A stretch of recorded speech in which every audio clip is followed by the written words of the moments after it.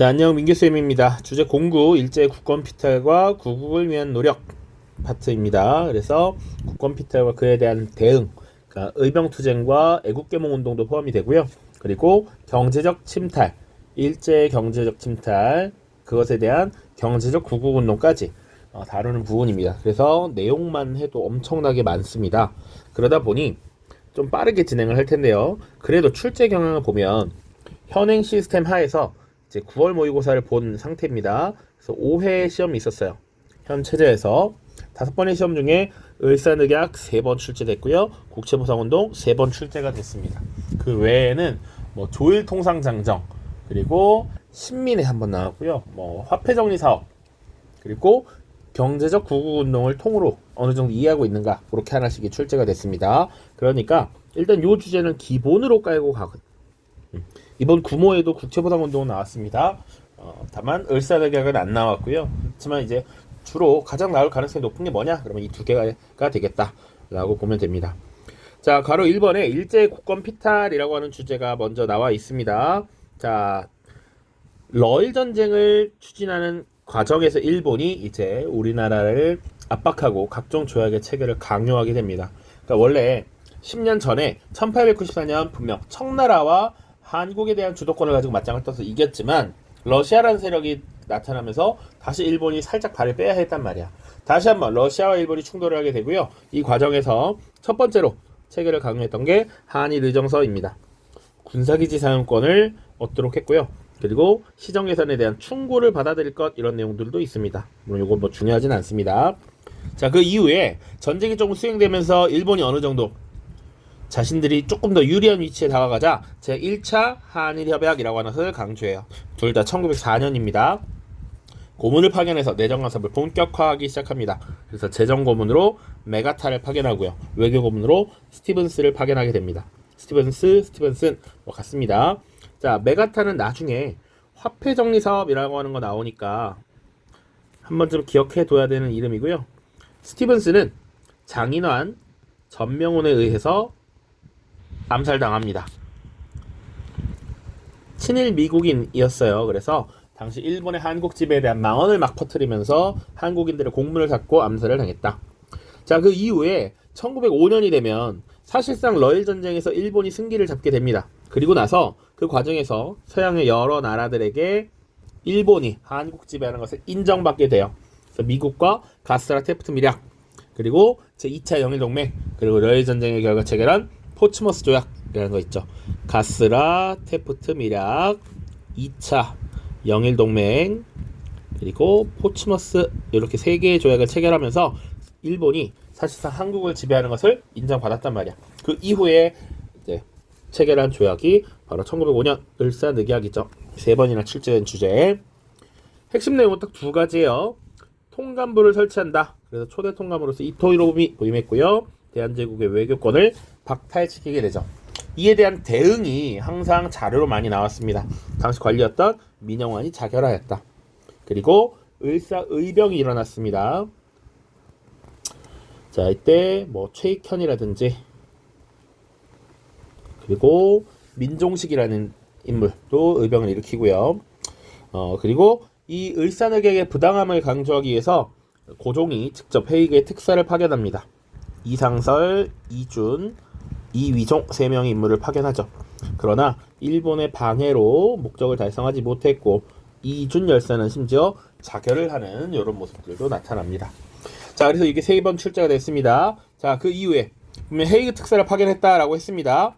자, 헤이그 특사 파견을 빌미로 사실 일제가 고종 황제를 강제로 퇴위시켜버리게 되고 순종이 즉위하게 되죠. 그렇게 새로 등장한 순종 황제에게 한일 신협약 체결을 강요합니다. 그래서 이것은 정민연에 맺어진 7가지 내용이라서 정미칠조약이라고도 한다. 핵심 내용은 차관 정치입니다. 일본인 차관을 각부에 임명하도록 했고요. 그리고 부속 각서로서 군대를 해산시켜요. 당시 중앙군이었던 친위대, 지방군이었던 진위대를 모두 해산시킵니다. 황제를 호위하는 호위대대 한 개만 남겨놓고 다 해산합니다. 이 해산된 군인들이 나중에 정미의병에 가담하면서 의병의 군사력이 증대되기도 했다. 그 이후에 뭐 중간에 사실은 경찰권, 사법권을 다 빼앗고요. 1910년 한국을 강제로 병합하는 이런 조약을 체결하게 된다. 그래서 조선총독부를 설치해서 조선에 대한 지배를 맡기게 됩니다. 그리고 헌병 경찰제도를 실시하죠. 이 내용은 일제강점기 파트에서 다시 보겠습니다. 자, 그래서 지금 사실은 이런 일본의 국권 피탈에 대응하는 우리의 대응이 가로 2번, 가로 3번에 나와 있습니다. 첫 번째, 항일 의병 투쟁이에요. 크게 3개의 시기로 나눌 수 있습니다. 전기, 중기, 후기 각각의 연도를 따서 1895년 을미년에 있었던 을미의병, 그리고 을사의병, 그리고 1907년에 정미의병 3가지입니다. 굳이 그래도 뭐가 많이 나와요 하면 당연히 내용이 많은 정미의병이 될 거고요. 이게 1순위. 그 다음 을미의병, 을사의병이 될 것 같습니다. 자, 을미의병, 전기의병부터 보시면 계기가 중요해. 을미사변과 단발령. 당시 일본이 우리의 왕비였던 명성황후를 시해하고 3차 을미개혁을 단행했는데 머리를 싹둑 자르려는 단발령 조치를 내리게 되죠. 이것에 대한 반발로 의병들이 일어났다.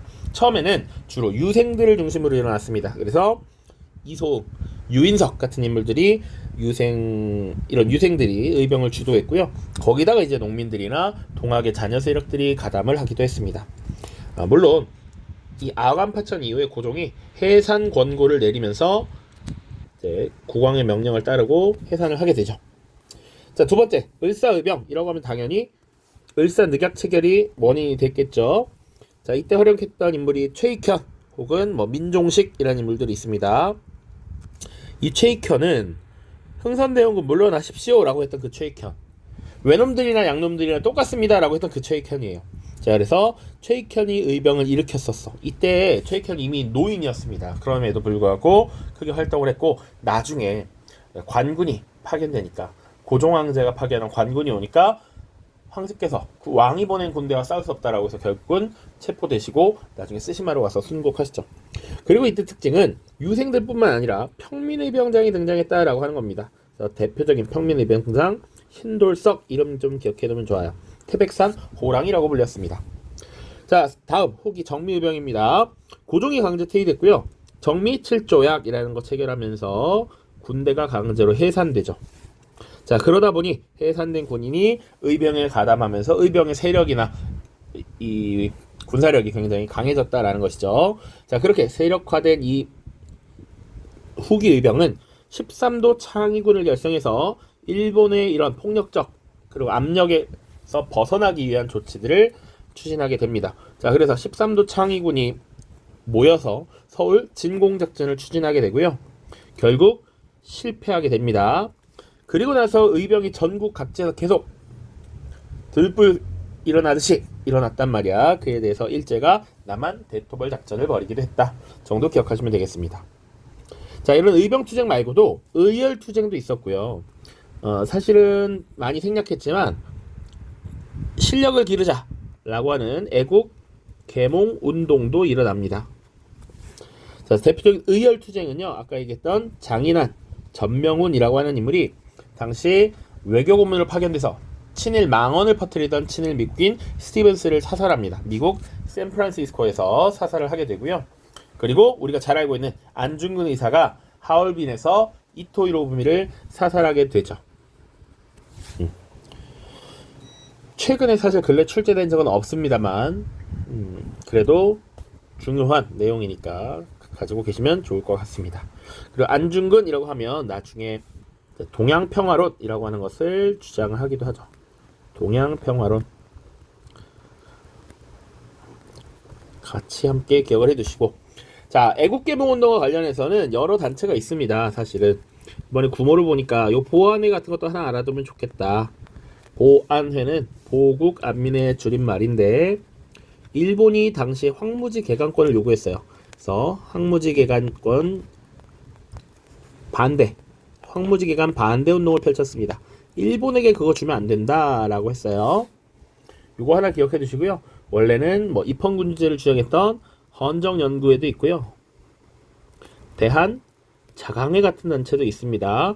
출제 가능성이 없다고 생각돼서 사실 다 프린트에 뺐는데 이 보안회 하나는 기억해 두자.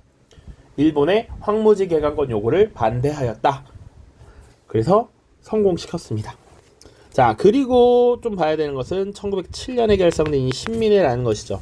사실 근래 출제되지 않았다가 최근 2024학년도 구모에 출제가 됐습니다. 신민회에 나올 것이라고 생각을 했어요. 자, 내용 보시면 자, 일단은 안창호와 양기탁이 주도했다. 안창호 기억해 두시고요. 이들은 조직을 비밀 결사 형태로 조직을 했고 공화정을 지향했습니다. 이 애국계몽운동 단체들의 특징은 기본적으로 교육과 산업의 진흥 이것을 굉장히 중요시 여겼습니다. 그래서 태극서관, 자기 회사 같은 것들을 만들어서 산업을 육성하려는 모습도 보였고요.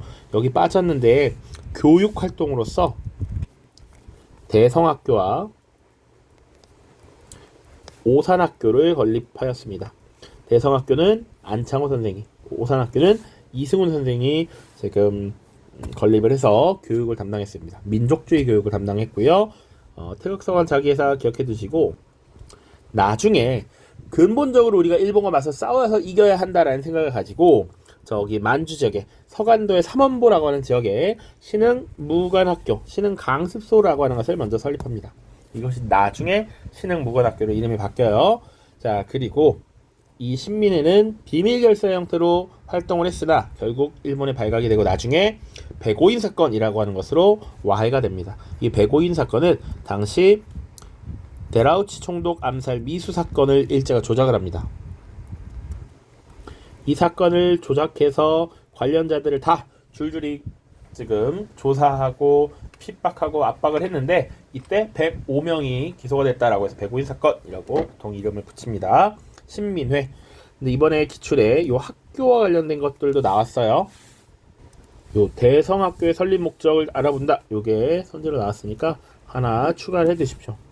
제한된 양에 막 압축적으로 넣어서 선생님 중요하다고 판단되는 걸 체크를 해놨는데 요 학교가 빠졌습니다. 요 대성학교, 오산학교 같이 기억을 해 두시길 바랍니다. 자, 그다음 이제 경제 침탈과 관련된 내용 여러 가지가 있는데요. 간단하게 보시면 1876년, 82년과 83년, 그 1905년 각각 체결했던 그리고 있었던 사건들을 중심으로 보면 됩니다. 1876년엔 일본과 최초로 이제 우리가 흔히 강화도 조약이라고 하는 조일소 조교를 체결하게 되고요. 그리고 그 이후에 부속으로 알파 플러스 알파로 두 가지 더 체결하죠. 조일소 조교 부록 그리고 조일 무역 규칙이라고 하는 것을 체결합니다. 자, 그래서 조일소 조교에서는 부산, 원산, 인천의 3개 항구를 개항했고요. 조일소 조교 부록에 따라 개항장에서 일본 화폐를 사용하도록 했고 이 개항장 주변에 일정 범위 내에서 일본인들이 생활할 수 있게도 해줬습니다. 자, 그리고 조금 더 중요하게 보는 게 무역 규칙이죠. 일본 상품에 대해서 관세를 매기지 않았고 곡물 유출에 대해서도 제한 규정이 없었고 일본 정부에 소속된 선박에 대해서는 항세도 매기지 않았습니다. 자, 무튼 이거는 아직 우리가 근대법적 질서에 근대적 이런 통상 질서를 잘 이해하지 못했기 때문이에요. 그래서 여기 세 가지가 없다라고 얘기했고 이것은 다 조선에게 불리한 조항이었다. 자, 이런 것들이 조금 시간이 지나면서 우리도 이런 것들에 대해 인지를 하기 시작했고 이것을 보완하고 개정하는 모습들이 조일 통상장정에서 일어납니다. 자, 여기 1883년이에요. 요거 하나만 먼저 봅시다. 그래서 이제 관세권 설정했고요. 그리고 우리가 곡식 사정이 안 좋을 때 곡식 유출을 제한하는 방공령 시행 규정을 줍니다. 이 두 개는 우리에게 플러스 되는 요인이죠. 그러면 일본의 입장에서 손해잖아. 그 전에 얻었던 개꿀다리들이 사라지잖아. 그러니까 일본의 최혜국 대우라고 하는 것을 넘겨주게 됩니다. 이것도 한번 기출이 된 적이 있습니다. 자, 그리고 사실 별개지만 1882년 조청상민수륙 무역장정이라고 하는 것을 체결했죠. 그래서 청나라 상인의 내지 통상권이 허용되었다. 그래서 양화진과 한성에 청나라 상인들이 들어와서 장사를 할 수 있게 되었고 청나라 사람들에게 영사재판권도 부여됩니다. 자, 이거 체결된 배경 하나만. 당시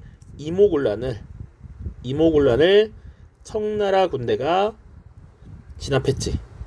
그 이후에 청나라가 자신들의 이익을 위해서 이런 장정의 체결을 강요했습니다. 자, 그리고 1905년 사실상 이제 1차 한일협약 1904년에 제1차 한일협약을 체결하고 재정고문과 외교고문을 파견했던 시기잖아요. 이때 재정고문으로 파견했던 메가타가 주도해서 화폐정리사업이라는 것을 실시합니다. 그래서 기존의 조선화폐였던 백동화를 일본 제1은행권으로 교환을 하면서 시중에 유통되는 화폐량이 급감했습니다. 왜? 이제 백동화를 점점 못쓰게 하니까. 그리고 이 백동화를 자산으로 갖고 있던 한국 화폐를 자산으로 갖고 있던 한국 상인들 은행들이 위기를 맞게 됩니다. 이걸 막 교환하더라도 문제가 생겼어. 왜냐? 제값을 쳐주지 않았기 때문에. 오케이? 화폐 정리 사업 재정고문 메가타가 주도하였다. 이것도 한번 출제가 됐습니다. 자, 혹시나 그리고 러일 전쟁 이후에 일본의 압력이 강해지면서 토지 수탈이 굉장히 강해졌는데요. 이 토지들을 관리하고 일본인들에게 넘기기 위한 동양 척식 주식회사라는 게 1908년에 만들어지기도 합니다. 자, 그러면 이런 경제적 침탈에 대응해서 우리는 어떤 것들을 했느냐? 나름 상권을 지켜내기 위한 운동을 벌입니다. 1880년대 상회사라는 거 만들고요. 그리고 1899년에 시전 상인들을 중심으로 황국 중앙총상회라고 하는 상인 단체가 만들어집니다. 그래서 일본 상인들 그리고 외국 상인들의 침탈에 맞서서 이 한국 상인들이 맞대응하고 단합하기 위해서 만들어진 단체라고 보시면 돼요. 자, 그리고 가장 많이 출제된 국채보상운동. 자, 당시 일본이 각종 근대화 정책을 추진한다는 명목에서 나랏빚을 1,300만 원이나 강제로 지게 했습니다. 자, 그러다 보니 우리가 빚을 지고 있으니 경제적으로 자꾸 그들의 말에 끌려갈 수밖에 없고 그들의 예속되는 이런 모습이 나타났다는 거지. 그래서 이런 예속에서 벗어나기 위해서 국채보상운동을 주도했다. 김광재, 서상돈의 주도로 대구에서 시작되었다. 국채보상 기성회가 조직되었다. 그리고 돈을 모으는 방법, 금연, 금주, 폐물 헌납 이런 것들이 있었고요. 가장 중요한 선지로는 요것입니다. 언론기관, 특히 대한매일신보의 지원을 받았다. 당시 영국인이 발행인으로 있었던 대한매일신보에서는 끝까지 일본에 저항하면서 국채보상운동을 지원할 수 있었다. 같이 기억을 해 주십시오. 그러나 일제통감부의 탄압으로 중단됩니다. 마지막 나오기 어렵지만 문화 파트 보겠습니다. 자, 개항기의 교육 1880년대 본격적으로 이제 개항을 하고 외국어 교류를 하기 시작했어요. 그래서 최초의 사립학교로서 원산학사 하나만 기억해 두십시다. 자, 사립이고요. 왜 그랬느냐? 원산이라고 하는 도시가 개항장이었잖아. 강화도 조약에 의거해서 부산, 원산, 인천이 개항됐죠. 그러다 보니까 원산에 외국인들이 많이 들어오게 되었고 이 원산에서 근대교육의 필요성을 느낀 것이지. 그래서 관료들과 주민들이 합작해서 만들어서 근대교육을 시작하기 시작했습니다. 아니라 추진하고 시작했습니다. 자, 그리고 관리부로서는 유경공원이라고 하는 게 있습니다. 상류층 자제를 교육하고 근대학문을 가르쳤다라고 보시면 되고요. 사실은 그 전에 국가에서도 만든 또 다른 것이 있어. 외국어를 가르치는 동문학이라고 하는 것도 있었다. 나오지 않을 것으로 생각합니다만 혹시나 하는 마음에. 자, 그 다음 1890년대 근대교육이 중요하다. 국가적 차원에서 교육을 잘 시행해야겠다라고 해서 근대적 학제를 마련한 교육 입국조서를 반포하죠. 1895년입니다. 요거 2차가 복역됩니다.